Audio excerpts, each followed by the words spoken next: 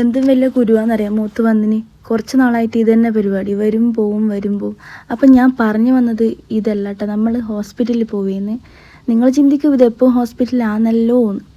എന്നാൽ കുരു കാണിക്കാനെന്നല്ല പോകുന്നത്, കണ്ണിന് ചെറിയൊരു പ്രശ്നം, കാഴ്ചയെല്ലാം കുറഞ്ഞു വരുന്നുണ്ടോയെന്ന്. പറയാനാവില്ല, വയസ്സായില്ലേ, അങ്ങനെയൊക്കെ ചില സംഭവങ്ങളൊക്കെ ഉണ്ടാവും.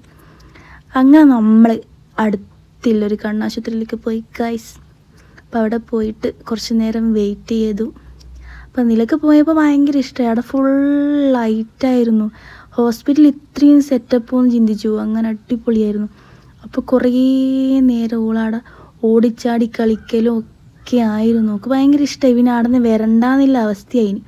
പിന്നെ നമ്മൾ നേരെ കയറി ഡോക്ടറെ കാണിച്ചപ്പോൾ കുഴപ്പമൊന്നുമില്ല, ചൂടിൻ്റെ എന്തോ ഒരു പ്രശ്നമാണെന്ന് അങ്ങനെ പറയണേ.